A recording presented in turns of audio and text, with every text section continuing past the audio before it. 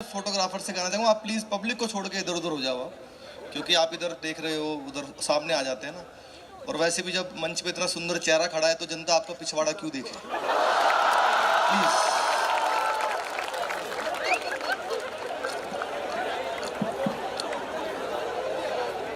बहुत अच्छा प्रोग्राम चल रहा है। मंच पर इतने बड़े बड़े सीनियर कवि मौजूद हैं जो कि आधे दशक से भी ज़्यादा से कविता कर रहे हैं।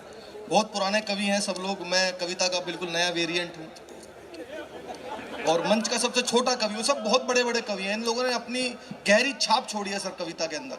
मैं बहुत छोटा सा कवि हूँ, मेरा कविताओं में केवल इतना योगदान है जितना हमारी क्रिकेट टीम में अनुष्का शर्मा का। बहुत अच्छे भाई, वाह। बहुत ज़्यादा टेंशन चल रही है सर। मैं आपको जन्मदिन की कमल जी बहुत बहुत शुभकामनाएं देता हूं, हार्दिक शुभकामनाएं देता हूं। आजकल क्या बहुत टेंशन चल रही है, कोरोना का माहौल है, आतंकवाद की टेंशन है, रशिया के युद्ध की टेंशन है, बहुत टेंशन। मैं दिल्ली से आया हूं और मैं दिल्ली के बाहर, देश के बाहर जहां भी जाता हूं, मैं सबको बताता हूं कितनी भी टेंशन हो जाए सर, हमारा दिल्ली वालों को कुछ नहीं बिगाड़ सकती। हमारा क्या बिगाड़ेगी, हमने तो टेंशन को मुख्यमंत्री बना रखा। अच्छा सर, मेरा किसी पार्टी से कोई लेना देना नहीं, क्योंकि किसी पार्टी का मुझसे ही नहीं है। हमारे केजरीवाल जी का 5 साल से एक ही काम है, सुबह सुबह उठो, नहा धोके शीशे के सामने जाके डेली एक ही डायलॉग, एक बार दिल्ली पुलिस मुझे दे दो, ठीक कर दूंगा इसको। एक बार दिल्ली पुलिस दे दो, इसको ठीक कर दूंगा, ठीक कर दूंगा, एक बार दिल्ली पुलिस दे दो। मैंने कहा जी दिल्ली पुलिस भी यही कह रही है।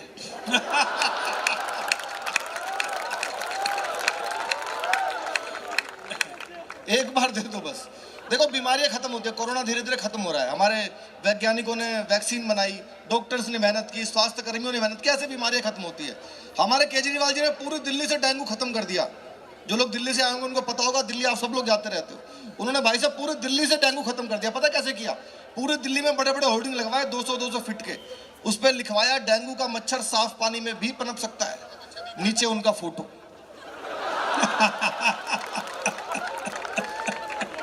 डेंगू वापस आने की हिम्मत नहीं कर रहा सर। बहुत अच्छे। और कोरोना चल रहा है, कोरोना में बहुत टेंशन हुई सर, पूरी दुनिया में टेंशन हुई। सबसे ज्यादा टेंशन मुझे हुई क्योंकि कोरोना में इंग्लिश बहुत आ गई। सैनिटाइजर, वैक्सीनेशन, आइसोलेशन, क्वारंटीन, बहुत टेंशन है। एक आदमी सर रोज मेरे घर आता है, बेचारा गरीब आदमी, उसको इंग्लिश आती नहीं है, कम पढ़ा लिखा आदमी, रोज मेरे घर पे बेल बजाता है, बोला भाई साहब सैनिटाइजर दे दो। मैंने कहा मैं कहाँ से लाऊं? अगले दिन फिर आया, बोला भाई साहब सैनिटाइजर दे दो। मैंने कहा मैं कहाँ से लाऊं? बोला आपके घर के बाहर लिखा हुआ है सैनी। मैंने कहा सैनी देख के सैनिटाइजर मांग लिया, अच्छा है मैं चड्डा नहीं हूं। और ये तो और भी अच्छा, राघव चड्डा नहीं हूं। आजकल क्या है सर, सबसे ज्यादा टेंशन अगर पूरी दुनिया में किसी ने दी हुई है तो वो पॉलिटिक्स ने दी हुई है। मेरा किसी पार्टी से कोई सर लेना देना नहीं है। पॉलिटिक्स चलती है, दिल्ली की अलग पॉलिटिक्स है, उत्तर प्रदेश की अलग है, आपके उत्तराखंड की तो अलग ही है सर, अलग ही खेल है यहाँ पे तो, क्योंकि भाजपा की सरकार है। अच्छा भाजपा में क्या ज्ञानी लोग बहुत है सर। किसी ने बताया यहाँ पे त्रिदेव बसते हैं, क्योंकि वो देवभूमि है ना, तो त्रिवेंद्र सिंह रावत जी को सीएम बना दिया। फिर किसी ने बताया यहाँ पे तीर्थ स्थान बहुत सारे हैं, तो तीर्थ सिंह रावत जी को बना दिया। उसके बाद किसी ने बताया सारे धाम यहीं पे हैं, तो धामी जी को बना दिया। भाई तालियां जरा एक बार होनी चाहिए, क्या खोज करके लाया भाई। और कोरोना में पर्यटन बंद हो गया, धन आना कम हो गया, तो धन सिंह जी को बना दिया। धन सिंह जी हमारे बीच में बैठे। ये क्या है, नेताओं ने टेंशन दे रखा, किसी पार्टी के कोई नेता हो, हमारा किसी पार्टी से कोई लेना देना नहीं है। मुझे तो याद है सर, एक बार 4 नेता किसी गांव में दौरा कर रहे थे, सबकी गाड़ी आपस में टकरा गई, सारे चल बसे, पता नहीं कौन सी पार्टी के थे। गांव का प्रधान निकल के आया, हिंदू का अंतिम संस्कार किया, मुस्लिम को दफन किया। सुबह पुलिस आई, गांव के प्रधान को बुलाया, बोला तूने सारे नेताओं को निपटा दिया, कोई जिंदा तो नहीं था? गांव का प्रधान बोला जी एक तो बोल भी रहा था मैं जिंदा हूं, हमने सोची झूठ बोल रहा हूं।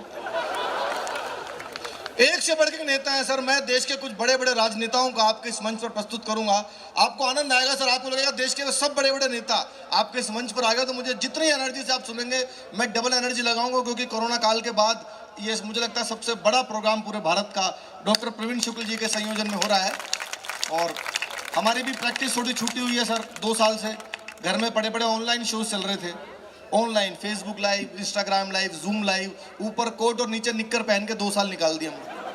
अब प्रोग्राम होने शुरू हुए हैं, तो अब बहुत अच्छे, वाह। तो थोड़ी प्रैक्टिस हमारी भी छूटी हुई है। हम लोग, मैं पूरी एनर्जी लगाऊंगा, जितनी एनर्जी से आप सुनेंगे मैं डबल एनर्जी आपको लगा के दूंगा, क्योंकि प्रैक्टिस छूटी हुई है सर। माइक पे अभी प्रोग्राम होने शुरू हुए हैं, ऐसा भी हो सकता है मोदी जी की आवाज़ निकालूं, देवगौड़ा की निकल जाए, लेकिन बहुत मजा आएगा। एक से बढ़ के एक नेता है सर। एक नेता है लालू प्रसाद यादव, आप सब जानते हो। लालू जी का अपना स्टाइल है भाषण देने का। देखना, एक बार लालू जी भाषण दे रहे थे, सामने ऐसे ही इंटेलिजेंट लोग बैठे थे जैसे ये बच्चे बैठे हैं। लालू जी ने 1 घंटे भाषण दिया, लड़का उठा एक लाइन में लालू जी को निपटा दिया। देश के सभी नेताओं को आपके मंच पर लेके आऊंगा, बड़ा आनंद आएगा। लालू जी ने जैसे ही भाषण देना शुरू किया, वाह, नरेंद्र मोदी नरेंद्र मोदी, भाइयों बहनों, अच्छा दिन, कब अच्छा दिन आएगा? नरेंद्र मोदी, कब अच्छा दिन आएगा? नीचे से एक लड़का उठ गया, बोला जी 9वीं फेल आपका लड़का विधायक बन गया, और कितने अच्छे दिन लोग। बहुत अच्छे, और कितने अच्छे दिन लोग। एक नेता है सर नवजोत सिंह सिद्धू। मैं लाफ्टर 3 में सबसे यंग पार्टिसिपेंट था। हम लोगों को माइक ले जाकर रखना होता था, सिद्धू जी को हंसना होता था। और आपने सिद्धू जी का भाषण सुना है, 5-5 किलोमीटर लंबा भाषण होता है। एक बार सिद्धू जी बोलना शुरू कर दे, या तो भगवान रुकवा सकता है या इमरान रुकवा सकता है। बहुत अच्छे, बहुत अच्छे। उसने जैसे एक नया लड़का आया लाफ्टर में, उसने जैसे ले आके माइक रखा, गुरु मैं कहता हूं तुझमें वो बात है, तू ही है जो सागर को नदी, दशक को सदी बना देगा। माय डियर फ्रेंड, तुझमें वो कला है, नदियां, नाले, पर्वत, झरने, गागर, सागर। बंदा डर गया, बोला जी माफ करो, मैं तो माइक टेस्ट करने आया।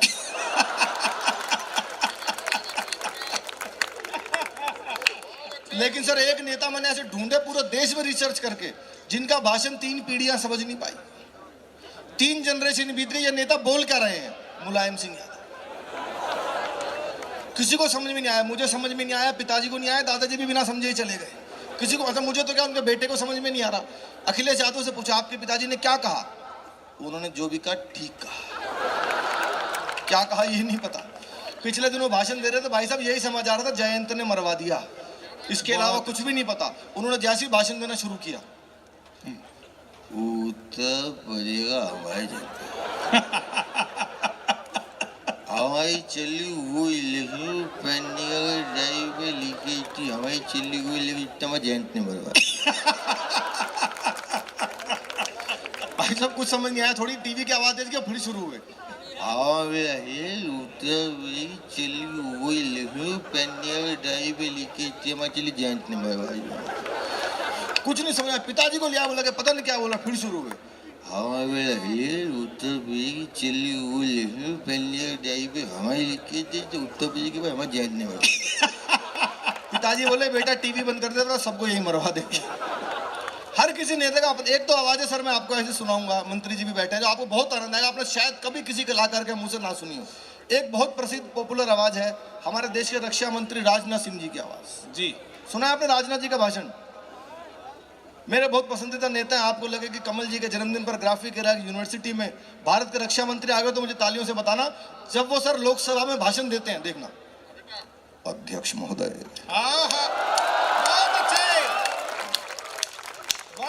जहां तक प्रश्न पाकिस्तान का है तो हमारी सरकार ने पाकिस्तान को यह स्पष्ट संदेश दे दिया है कि पाकिस्तान से अब कश्मीर पर कोई बात नहीं होगी, बात यदि होगी तो पीओके पर होगी, कश्मीर पर।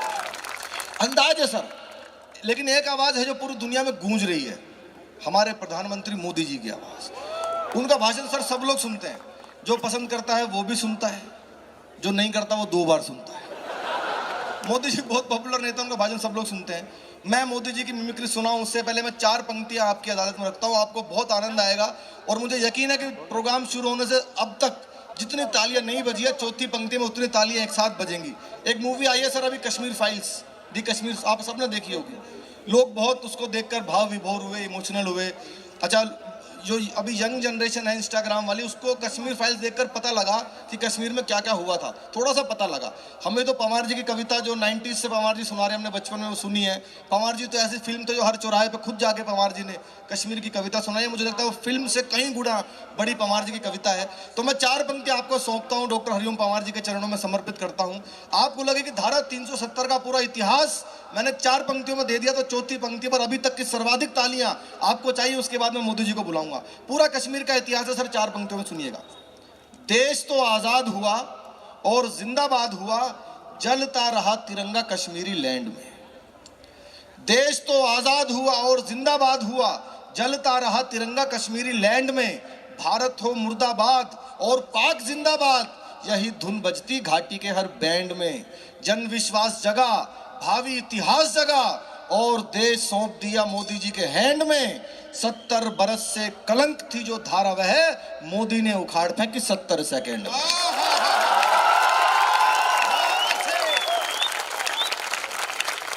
70 सेकंड में।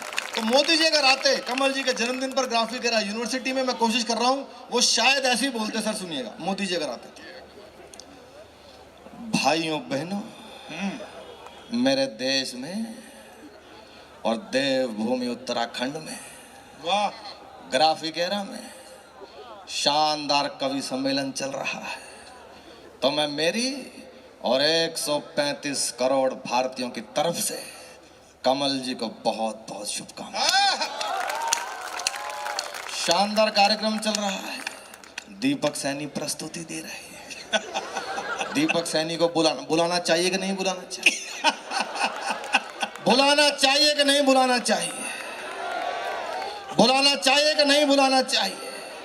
दीपक सैनी को बुलाना चाहिए, हर प्रोग्राम में बुलाना चाहिए और इतना मोटा लिफाफा भी। सर 10 की गड्डी है, ज्यादा मोटा। मोदी जी का अपना अंदाज है। एक घटना घटी थी उत्तर प्रदेश, उत्तराखंड, पंजाब, यूपी, सब जगह, राजस्थान में सारी महिलाओं को चोटी काट के ले गया कोई। पता है सर आपको? घटना हुई थी, पता है ना आपको? चोटी कटवा गैंग आया था, आज तक नहीं पता वो किसने काटी। कई तो रिपोर्टर्स की कट गई जो वहाँ रिपोर्टिंग करने गई। महिलाओं का मैटर था मैम, बड़ा बहुत मतलब बड़ा इमोशनल टॉपिक था। और यहाँ तो मैं देख रहा हूँ इतने सारी हमारी माताएं बहनें, मातृशक्ति मौजूद है, बहुत खुल के हंस रही है। मैं आप सबको प्रणाम करता हूँ। वरना बहन जी, हमारे दिल्ली में लेडीज कभी खुल के नहीं हंसती। दिल्ली में कभी नहीं हंसती। दिल्ली में लेडीज को मेकअप करने वाले भी समझा के भेजते हैं, ज्यादा हंसोगे तो चेहरे के पीओपी की हमारी कोई गारंटी। दिल्ली में कवि सम्मेलन करवा दो, सामने 20-50 दिल्ली की महिलाएं बिठा दो, कवि की लाश जाएगी पर हंसेंगी नहीं। बहुत बुरा हाल है। अच्छा, मैं तो ट्रेन में अक्सर अपनी उम्र कोई ठीक नहीं बताती, किसी से पूछ लो आप, कोई अपनी उम्र कभी ठीक नहीं बताती। कईयों को तो मरने के बाद संदूक में जब पुराना सर्टिफिकेट मिलता तब पता लगता 10 साल बड़ी थी। बताती नहीं। मैं तो ट्रेन में आ रहा था एक बार, बीच वाली बर्थ पे, ऊपर वाली बर्थ पे 30 से 35 साल की महिला, नीचे वाली पे 70-80 के बीच में मैं। ऊपर वाले ने नीचे वाले से पूछा, बोलो बहन तुम्हारी उम्र कितनी होगी? 70-80 वाली बोली होगी 30-35। इतना बड़ा घोटाला चिदम्बरम ने भी नहीं किया था। अब 70-80 वाले ने 30-35 वाले से पूछा, बोलो बहन तुम्हारी कितनी होगी? बोली होगी 18-20। मैं बर्थ से नीचे गिर गया। बोली क्या कर रहे हो? मैंने कहा पैदा होने की कोशिश। अच्छा सर, मेरे तो भी हुई नहीं है, हुई क्या हो ही नहीं रही है। और जिनकी हो गई उन्होंने भी कोई ऐसा बड़ा कोई तीर नहीं मार दिया। तो मुझे पता है सर शादी के बाद क्या होता है। शादियां होती, पत्नी अपने पति को बुलाते हैं, इधर आ भाई। वो बेचारा ऐसे जाता है जैसे चुनाव हार के नेता अपने ऑफिस में जाता है। ये दोस्त तेरा बहुत खराब है, इससे बात करना बंद कर। उससे बात करना बंद कर देता है। कल से बुलाते हैं, ये खाना बंद कर, वो पीना बंद कर, IPL पे सट्टा लगाना बंद कर। जब वो सब कुछ छोड़ के बिल्कुल सुधर जाता है ना, अचानक रोमांटिक होकर बोलती हैं अब आप पहले जैसे नहीं रहे। वो बेचारा पहले जैसा कहां से रहेगा? सॉफ्टवेयर तो पहले ही फॉर्मेट हो गया उसका। तो मैम एक न्यूज आई कि सारी महिलाओं को चोटी काट के ले जा रहा है कोई। आपने सबने देखा होगा। आज तक नहीं पता किसने काटी। मोदी जी मेरे सपने में आए, पीछे पीछे आए अरविंद केजरीवाल जी। आपको लगे दोनों लोग इस टॉपिक को यही बोलते रहो, पूरा आनंद लेना, मस्ती लेना। मोदी जी से पूछा, सर सबकी चोटियां कौन काट रहा है? मोदी जी ने भाषण दिया, भाइयों बहनों, मेरे देश में कोई चोटी काट कर ले जा रहा है। वाह, कोई चोटी काट कर ले जा रहा है और ये हमारी माता बहनों को केशलेस बना दिया। और जो लोग चोटियां काट रहे हैं उनसे भी कहना चाहता हूं, अगर काटना हो तो गरीबी को काटिए, काटना हो तो बेरोजगारी को काटिए, और चोटी ही काटनी हो ना तो उनकी काटो जो पार्लर में कटवाते हैं। पीछे पीछे केजरीवाल जी आए। सर आपको लगेगा पॉइंट कोमा फुल स्टॉप के साथ वो एग्जैक्ट यही बोलते। केजरीवाल जी से पूछा, सर सबकी चोटियां कौन काट रहा है? ये नरेंद्र मोदी कटवा रहा है जी सबकी। ये सारी चोटी नरेंद्र मोदी कटवा रहा है, कोई नहीं कटवा रहा। इनके सारे मंत्री गंजे हैं। इनका आपके भी तो मंत्री गंजा, मनीष सिसोदिया खुद गंजा है। गंजा मत कह देना मनीष को, गंजा नहीं है, गंजा मत कह देना। लोकपाल मांगते मांगते सरकार तिरपाल उड़ गया। सबके अच्छा केजरीवाल जी सर मेरे सपने में आते हैं ना। मैंने उनसे दिल्ली में अभी क्या गली गली में ठेके खोल दिए उन्होंने, शराब का ठेका। मैं तो जहाँ रहता हूँ मंदिर के सामने ठेका, सरकारी अस्पताल के साथ में ठेका, बहुत ठेके खोल दिए उन्होंने। तो केजरीवाल जी मेरे सपने में आए। मैंने कहा भाई साहब ये क्या कर दिया। नेता वही होता है जो अपने हर काम को पॉजिटिव बताए, बहुत आनंद आएगा आपको। मैंने पूछा भाई साहब ये क्या कर दिया, गली गली में ठेके। अब वो ठेके खोलने को पॉजिटिवली बता रहे हैं सपने के अंदर। देखना एक नेता क्या क्या कर सकता है। केजरीवाल जी सपने में आए। नमस्कार दोस्तों, मैं अरविंद केजरीवाल बोल रहा हूँ। ये बीजेपी वाले अनसाइंटिफिक लोग हैं, मेरा लॉजिक नहीं समझते। पहले आपको शराब पीनी होती थी, कई कई किलोमीटर दूर जाना पड़ता था। आप शराब पी के गिर जाते थे, कोई बचाने वाला नहीं मिलता था। आज मैंने आपके घर के नजदीक खुलवा दिए। अगर आप शराब पी के गिर जाते हो तो चाचा, भतीजा, बुआ, कोई ना कोई आपको बचा लेता। इससे आपकी रक्षा। पहले देश में अंग्रेजी नहीं बोलना जानते थे लोग, अंग्रेजी नहीं बोल पाते थे। अब रिक्शा वाला भी जाकर ठेके पे फर्राटे से कहता है बडवाइजर दे दो मुझे, किंगफिशर दे दो मुझे, रोल स्टार। इससे देश में शिक्षा नीति का प्रसार। Thank you. एक आवाज बिल्कुल ताजी सुनाता हूं जो आपने पूरे देश में किसी के मुंह से नहीं सुनी होगी। मैं आपको सुनाता हूं, पवार जी को समर्पित करता हूं। हमारे देश के गृह मंत्री अमित शाह जी की आवाज। अमित शाह जी की मिमिक्री आपने सुनी है कभी? कभी नहीं। कोई करता नहीं है। अच्छा सर करता भी होगा तो कर नहीं पा रहा होगा। अमित शाह जी का भोकाल है ना, अपने टाइप का है। तो अमित शाह जी का बड़ा जबरदस्त भाषण है। पहले देखना वो किस तरह से भाषण देते हैं। आपको लगे कि अमित शाह जी ऐसे ही बोलते हैं तो मुझे आप सबका आशीर्वाद चाहिए। पहली बार आप किसी को सुनेंगे, सुनना दादा, अमित शाह जी जैसे भाषण। स्वागत। देखिए ये राहुल बाबा कहते हैं इनको विकास दिखाई नहीं देता है। राहुल बाबा आपको कभी विकास दिखाई नहीं देगा क्योंकि आपकी आंखों पर तो इटालियन चश्मा चढ़ा हुआ है। इटालियन चश्मा। भाई बहुत अच्छे। सर वो कवि सम्मेलन में आ गए और उन्होंने भाषण देना शुरू कर दिया। पीछे से किसी ने कहा सर कवि सम्मेलन चल रहा है। अब क्योंकि इतनी रैलियां अमित शाह जी करते हैं, इतने बिजी नेता हैं, तो उन्होंने वो रैलियों वाले मुद्दे सर कवि सम्मेलन में कन्वर्ट किए। धन सिंह जी देखना, और कितनी चालाकी से, बड़ा आनंद आएगा। देखिए पहले सोनिया मनमोहन की सरकार थी, कवि सम्मेलन होता था तो ये आलिया मालिया जमालिया कवि सम्मेलन में घुस जाते थे, तालियां नहीं बजाते। अब वक्त बदला है, वक्त बदला है। मोदी जी देश के पीएम है। अगर कोई तालियां नहीं बजाता है तो हमारा कवि उनके घर में घूस घूस के चुना के आता है।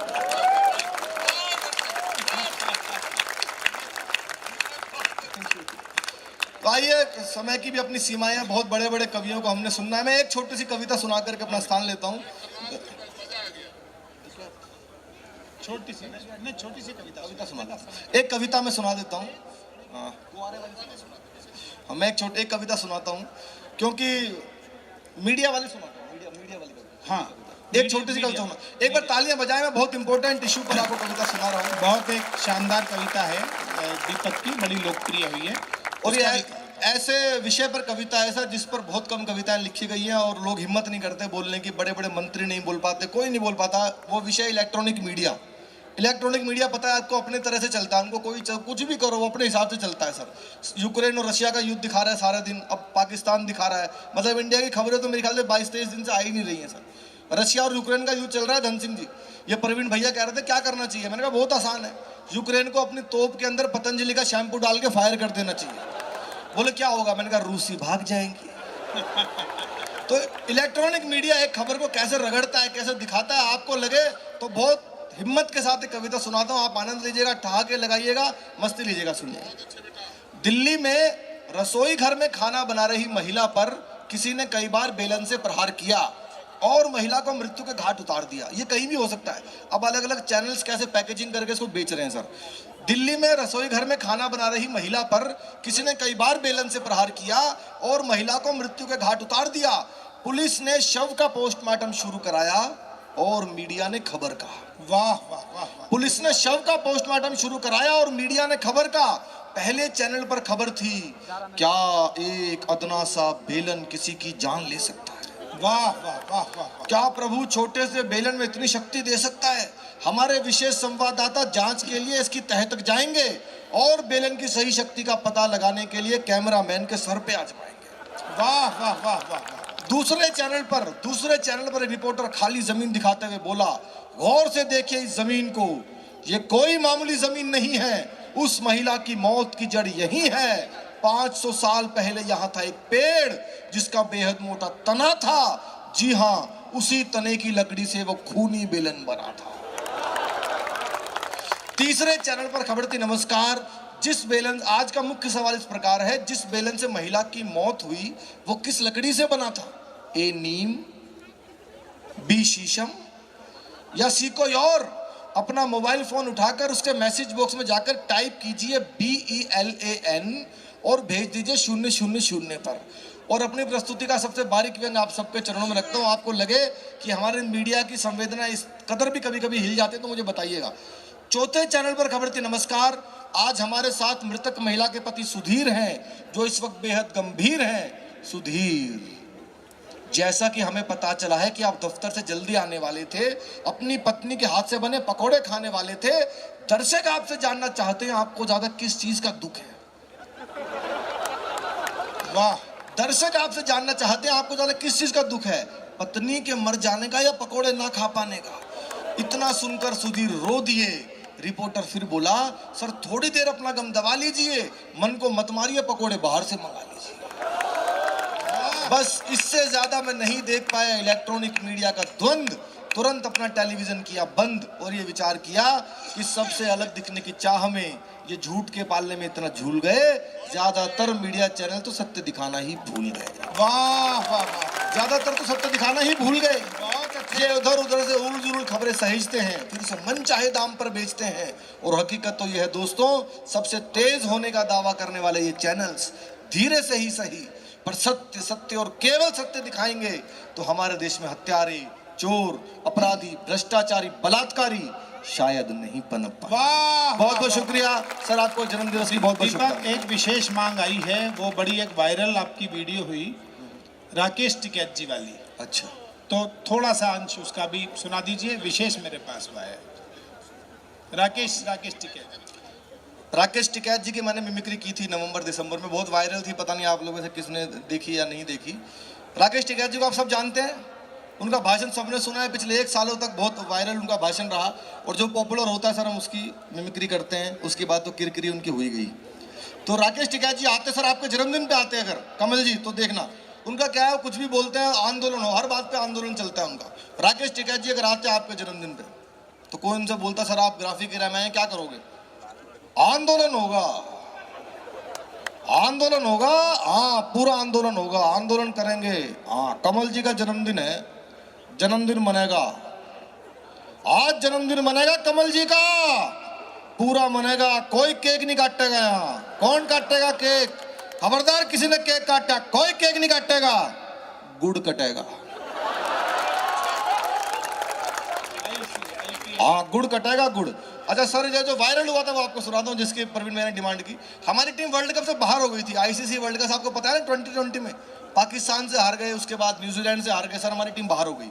तो टिकैत जी मेरे सपने में आए, उस पर मैंने आइटम बनाया था, वो काफ़ी आपने उसको आशीर्वाद दिया। मैंने पूछा सर ये हमारी टीम वर्ल्ड कप से बाहर हो गई, क्या करोगे? आंदोलन होगा, आंदोलन करेंगे, आंदोलन। मैंने कहा जी कहाँ करोगे? हाँ ये करेंगे ICC के गेट पे करेंगे, ICC के गेट। मैंने कहा जी ICC, हाँ ये जो इंटरनेशनल कांग्रेस कमेटी जो क्रिकेट करवाती है वहाँ करेंगे आंदोलन, वहाँ करेंगे ICC का। मांग करेंगे, मांग होगी। मैंने जी क्या मांग करेंगे? ये जो दोनों मैच हारे हैं दोबारा करवाओ। वाह, ये दोनों मैच दोबारा करवाओ और रन रेट का कानून बढ़ेगा। बहुत अच्छे, रन रेट बढ़ गया, उसका रन कौन बढ़ाता है? रन का रेट कौन लेता है? रन का रेट, रन रेट का कानून बढ़ेगा। और तीसरी मांग, अंपायर उंगली उठा के आउट करता है, अंपायर उंगली उठा के आउट देता है, बैट्समैन ऐसे कर देता है, अंपायर किसी से बात करता है वो नोट आउट दे देता है। ये कौन है बीच में जिसकी बात होती है अंपायर से? उसकी जांच करवाओ, उसकी जांच होगी, आंदोलन करेंगे, पिच पे बैठेंगे, विकेट की बजाय गन्ने गड़ेंगे। अब क्या हमारा है? आंदोलन होगा। शुक्रिया, बहुत बहुत शुक्रिया। मैं चाहूंगा एक बार जरा तालियां जोरदार बजाइए। दीपक पहली बार आए हैं और बहुत सारी रचनाएं उनके पास हैं, लेकिन हमें समय